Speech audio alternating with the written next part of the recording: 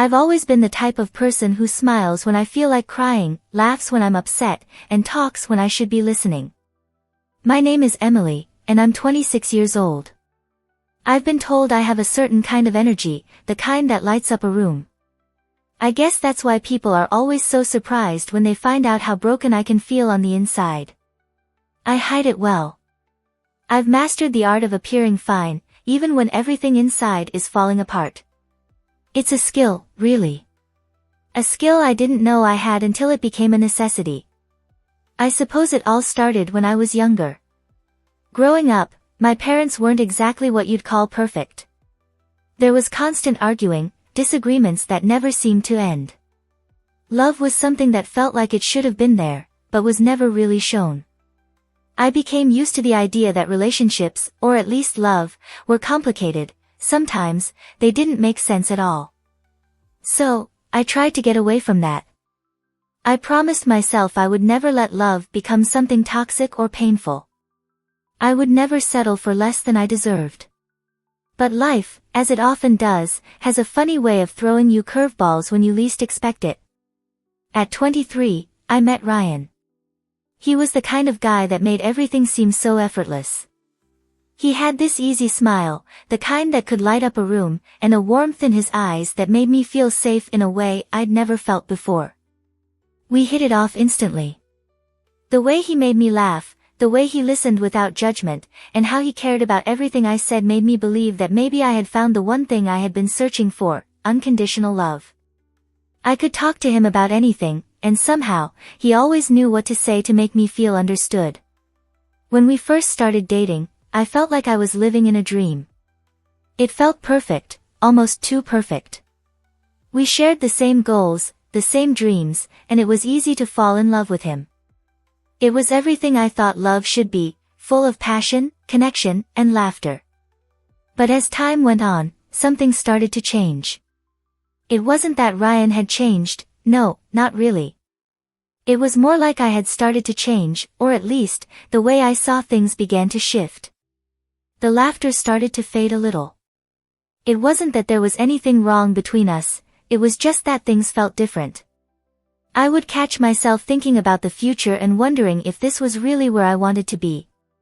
We still had fun together, sure, but there was something missing, something I couldn't quite put my finger on. And it terrified me. How could something so perfect suddenly feel so empty? I'd look at him and wonder, was I still attracted to him? Was I still in love with him, or was I just holding on to the idea of what we once were? I tried to ignore it at first. I told myself it was just a phase, that every relationship had its ups and downs. But as the months passed, it became harder to deny. I'd find myself withdrawing, retreating into my own thoughts, unable to shake the feeling that something wasn't quite right. I started making excuses, he was too busy, I was too tired, but deep down, I knew it wasn't just that. I started to feel like I was losing myself in him. Maybe it was the pressure of trying to be everything to him, or maybe it was just the reality of being in a relationship for a few years. Either way, I felt the weight of it all pressing down on me, and I didn't know how to escape it. I wasn't unhappy. I wasn't miserable, but I wasn't fulfilled either. I wasn't sure what I wanted anymore. Was I asking for too much? I had everything anyone could ask for, right?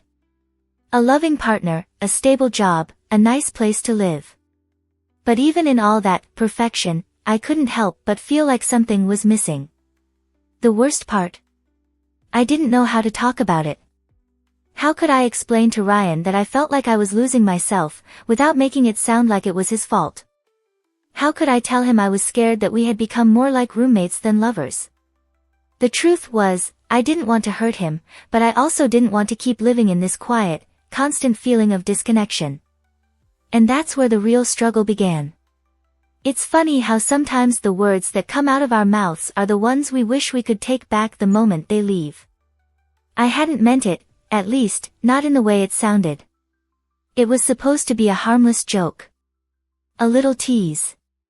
A way to laugh off the growing tension between Ryan and me, the kind of thing couples joke about when they're comfortable with each other. But, as soon as the words left my lips, I knew I had crossed a line. It all started on a typical evening. Ryan had been going to the gym more than usual lately, determined to work on his physique. He was proud of his progress, and I could tell he was hoping I'd notice. It was one of those nights when he came home after a long workout, all sweaty and wearing a grin that stretched from ear to ear. We were sitting on the couch, eating takeout, the TV playing softly in the background, when he started talking about his latest achievements at the gym. "I'm telling you, Em, I'm getting stronger. My arms are looking good, right?" he said, flexing his biceps with a laugh. I glanced up at him, trying to hide the discomfort I felt in my stomach. He was right, his arms were looking more defined, but something about it didn't excite me the way it should have. Maybe it was the fact that it felt like we were growing more distant, or maybe it was just the disconnection I had been feeling for a while. Either way, I wasn't sure how to react. I smiled weakly, hoping it would be enough to avoid a real conversation. "You look great," I said, trying to make it sound convincing. But deep down, I knew I didn't feel it. The truth was, I didn't feel anything at all when I looked at him anymore, not the way I used to, at least. Then, without thinking, I blurted it out. The words I immediately regretted the second they left my mouth. "You know, I think I'm just not attracted to you because of your body anymore," I laughed, trying to play it off like it was just a silly joke. I even made a gesture with my hand, as if I was joking about something trivial, something lighthearted. But it wasn't lighthearted. It wasn't a joke. And, worst of all, it wasn't something I should have said.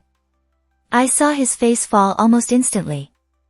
The smile faded, replaced with confusion, hurt, and something else I couldn't quite name. His eyes searched mine, as if trying to find some sign that this was all just a joke. But there was nothing there. Nothing that could save me from what I had just done. I immediately tried to backpedal, to explain myself, to make it sound like I didn't mean it. "I was just kidding, I said, forcing a laugh, but it felt hollow. "You know I didn't mean that." But the damage was already done. He didn't say anything. He just stared at me for a long moment, almost like he was trying to process what I had said. I could feel my heart sinking as the silence stretched between us. I could tell I had hurt him, but I couldn't take it back. And the worst part? I didn't even know why I had said it in the first place. Ryan slowly stood up from the couch, his movements stiff, like he was holding back something he wasn't ready to say yet. "I'm going to take a shower," he muttered, his voice low, almost like he didn't trust himself to say anything more. I watched him walk away, my stomach tightening with guilt. I had tried to joke around, to make him laugh, to take the edge off the tension that had been slowly building between us. But instead, I had created a rift, one that felt so much bigger than just a joke. I sat there for what felt like hours, staring at the empty spot where he had been just moments before. What had I done? Why had I said something so cruel, so unnecessary? I wasn't even sure what I had meant by it. It wasn't about his body, not really. It wasn't about how he looked or how he had been working out. It was about something deeper, something I wasn't ready to confront, something I didn't know how to explain. But in that moment, all I could feel was the weight of my words and the way they hung between us, thick and suffocating. I had tried to laugh it off, to turn it into a joke, but there was nothing funny about it. I had hurt him. And worse, I had hurt us. The distance that had already started to grow between us now felt like a chasm. A deep, unspoken gap that neither of us knew how to cross. And it terrified me. I wanted to apologize. I wanted to take it all back. But I couldn't. The words were already out there, and nothing could change that. All I could do was sit in the silence that followed, hoping that somehow, we could find a way to fix this. The next few hours were nothing like what I had imagined. In my head, I thought that after making that stupid comment, we would laugh it off, as if it were no big deal. I expected him to roll his eyes and give me a hard time for making a dumb joke. But instead, I was left with a heavy silence that felt suffocating, like it was pressing down on me from all sides. Ryan didn't return to the living room after he left for the shower. I sat there, rooted to the spot, staring at the dimly lit space around me, unable to move. My mind was racing. How could I have let it slip? How could I have said something so thoughtless? The worst part was that I couldn't even explain what I meant. I wasn't trying to insult him, to make him feel inadequate or unattractive. That wasn't it at all. But that's how he must have taken it. I knew it. And that knowledge weighed on me more than anything else.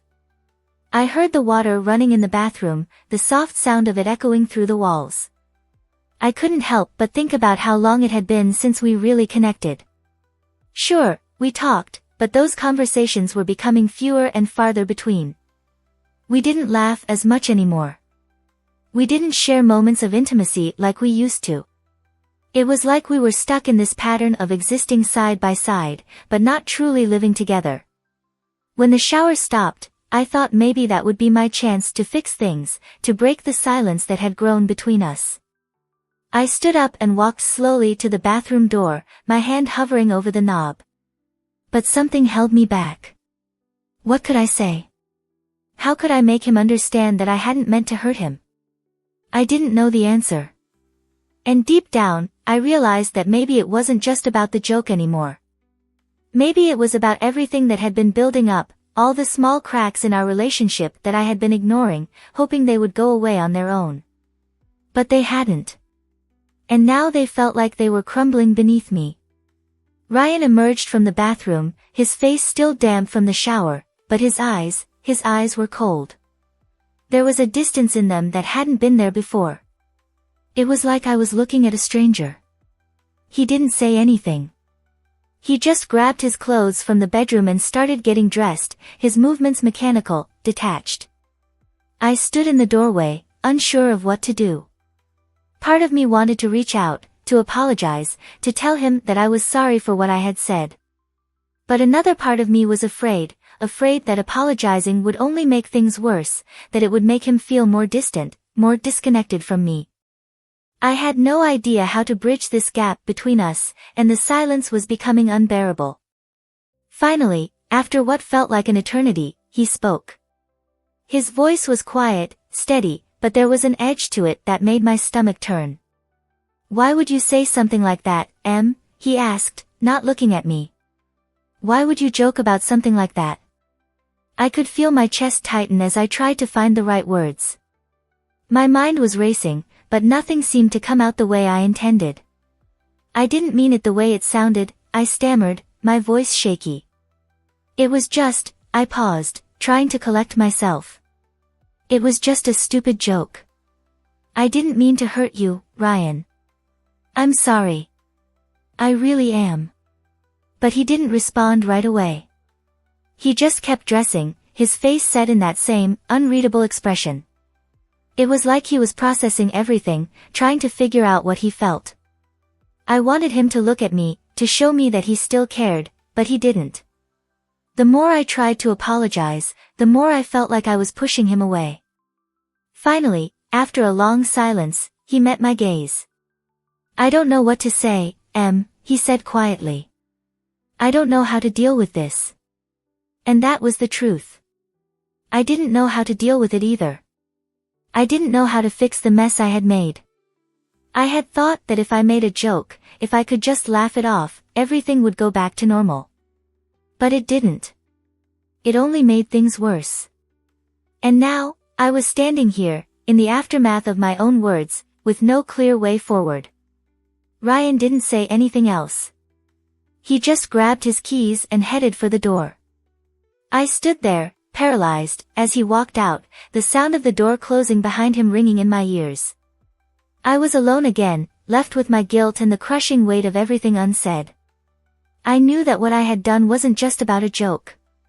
It was about the deeper issues that had been festering between us for so long. It was about the growing distance, the quiet dissatisfaction that neither of us knew how to address.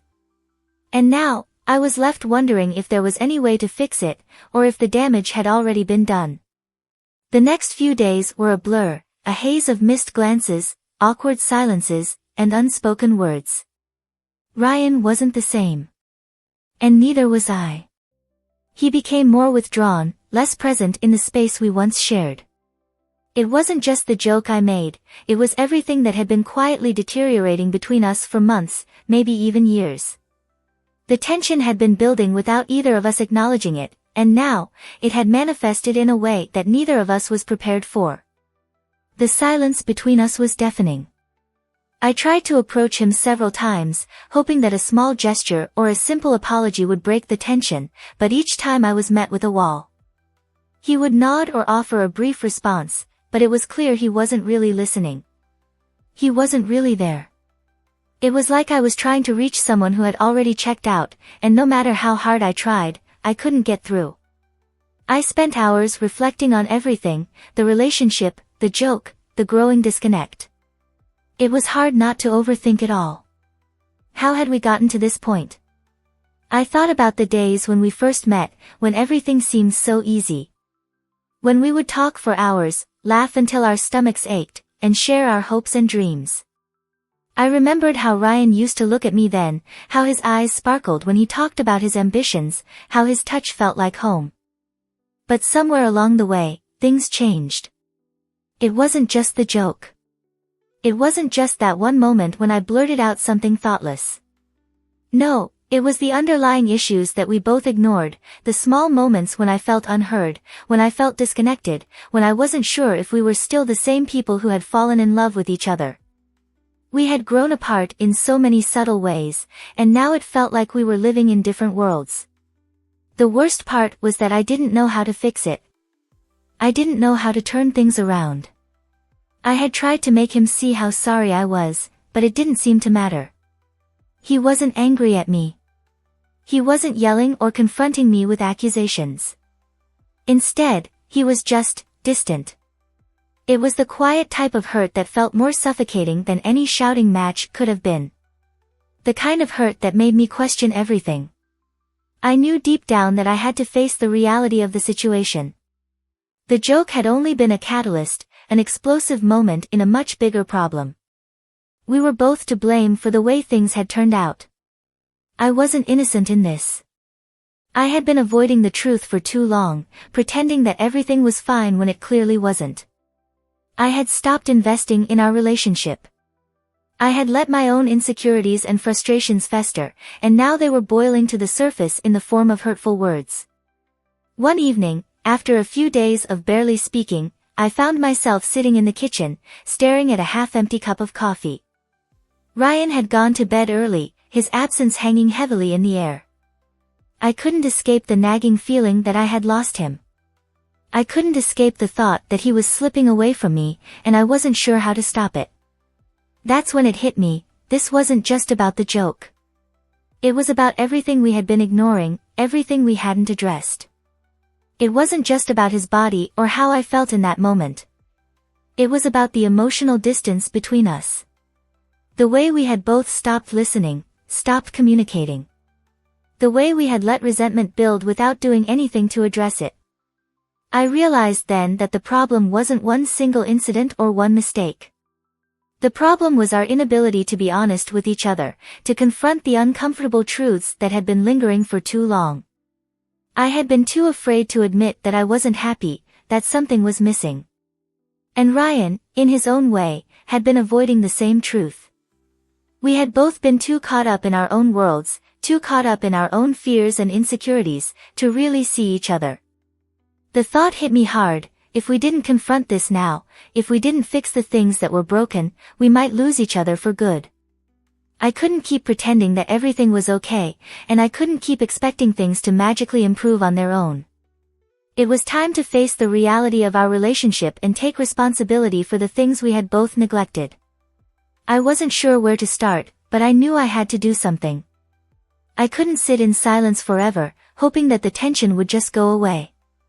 I had to find a way to communicate, to truly talk to Ryan about everything we had been avoiding. And I had to be honest, not just with him, but with myself. The next morning, I woke up with a sense of resolve. I knew it wouldn't be easy, but I had to try.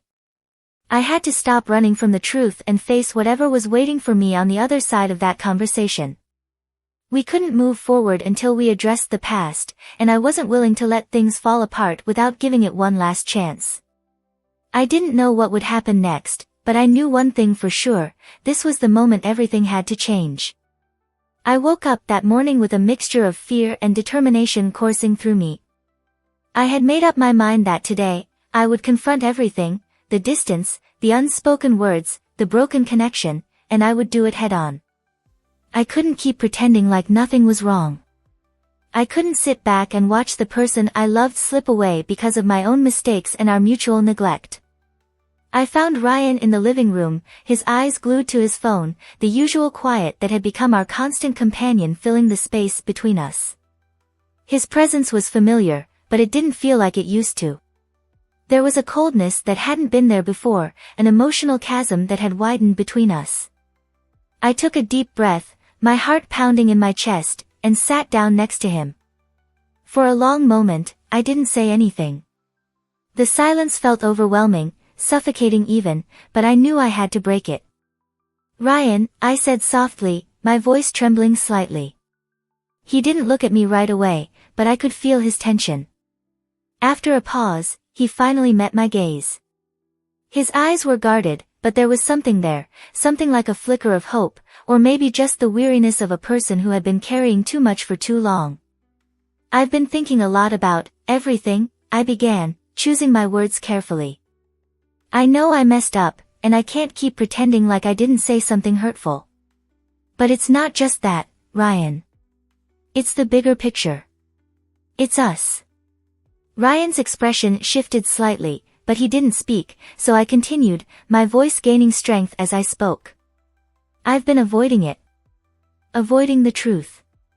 I've been avoiding you. And I didn't even realize how much I've been doing it. I've taken you for granted, and I've neglected what we had. I know I hurt you with that joke, but it's more than that. It's the silence, the way we've both been so distant. I don't want that. I don't want to lose you." For a moment, Ryan didn't respond. He just sat there, processing my words, and I could see that he was struggling with his own feelings. I waited, my heart in my throat, unsure of what would come next. Finally, he spoke, his voice quieter than I expected. "I don't know, Em. I don't know how we got here. But I don't want to feel like this anymore either." I could see the pain in his eyes, the frustration that had built up inside of him, just like it had inside me. We had both been holding on to so much, and now it was all spilling out. The realization hit me like a wave: this wasn't just about one fight, one joke. It was about the years of not talking, of letting things fester until they reached a breaking point. "I don't have all the answers," Ryan said, his voice thick with emotion. "But I want to try. I want to fix this. I want us to be us again." I nodded, feeling a rush of relief wash over me. There was still so much work to be done, so much to repair, but in that moment, I felt a glimmer of hope. We were both willing to try, to fight for what we had, even if it meant confronting the hardest parts of ourselves and our relationship. The conversation didn't solve everything in one go. There were still tears, apologies, and uncomfortable moments. But it was a start. It was the beginning of a new chapter for us, one where we could be open, honest, and vulnerable with each other. And for the first time in what felt like forever, I believed that maybe, just maybe, we could find our way back to each other. It wasn't easy, and it wasn't perfect, but it was real. And that, I realized, was enough.